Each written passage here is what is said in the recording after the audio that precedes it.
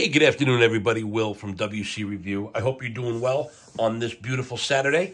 I just wanted to reach out. It's official. I've been talking with Bob, and whenever you make a trade, you send the knives to the other guy. You wait till he receives it. You check him out. You play with him for a little while, and then you confirm that we're going to keep things the way they are. And I just got confirmation that he likes what I sent him. I like what he sent me. So now I can go and make a video and state that these are now mine. Hello, Lorenzo. How are you? And here's the first one. I showed it in one of my other videos, but it's a full-size Marauder, stars and bars. It's the first full-size Marauder, non-customized, that I've ever handled. And furthermore, that's mine. It is just a sweet knife. It's CPM D2. It's the D2 that Medford uses, which is not typical D2, which is also a fine steel. D2 is going to be as good as, plus it's PVD coated, so I have no worries in the world. As you can see, it's got the snakebite pivot, which is an older, I know for a fact, it's a 2019 model knife, but look at the condition it's in. I'm considering, being that the stars and bars are already in shape, anybody out there who has knowledge, let me know. Is it possible to send this into Medford and have them kind of soup this up and maybe put a flag behind it or kind of colorize the stars and bars? I would like to do that one day.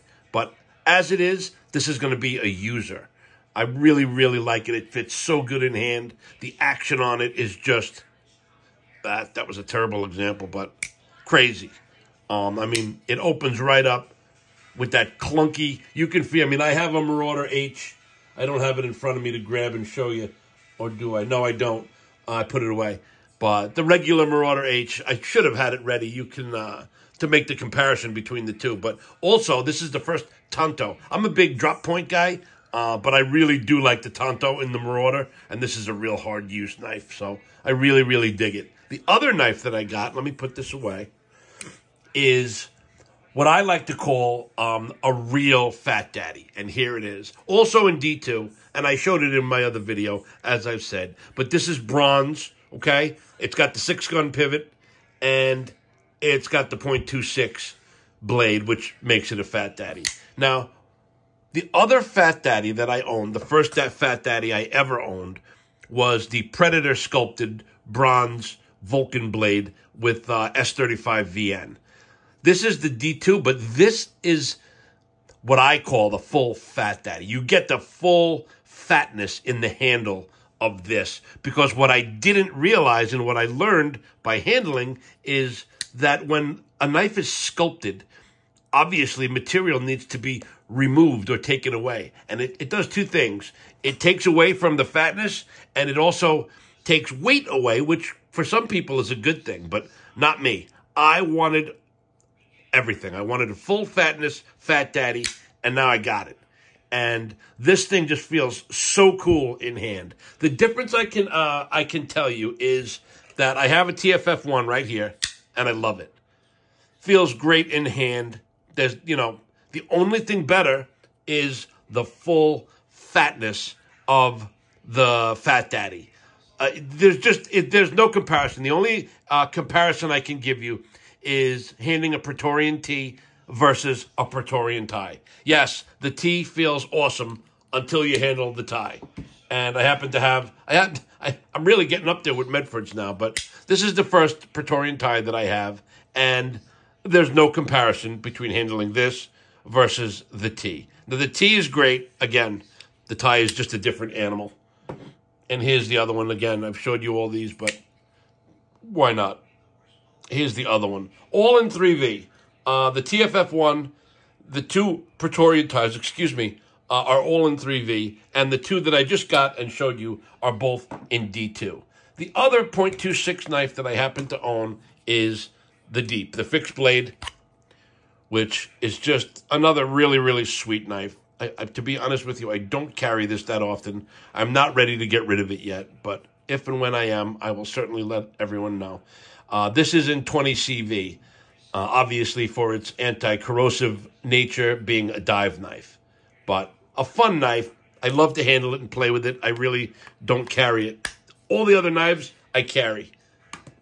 That's really, I just wanted to share that with everyone. Those are the two most recent acquisitions. You've seen my performance series. I happen to have them right here, so why not? Here's the tumbled performance, the Strider performance series in CPM 154. And here is the Strider performance series Digicam in Magnicut.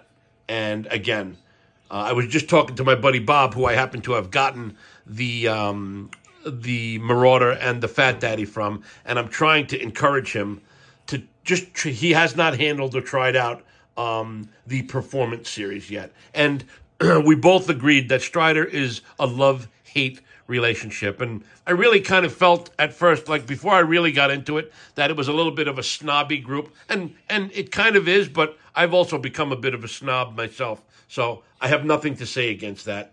And now that I've handled these and learned from people like Steve from Scotch and Things, I understand why people are so crazy about these knives. I've said it before, I'll say it again. This is a knife you could be a plumber, you could be a salesman, you could take this to work, you can use it all day, and you can come home and you can use it again to butter a bagel or cut a chicken cutlet up.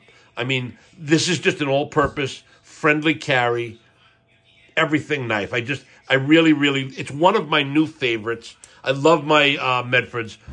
God knows I do. But I really am getting into Strider.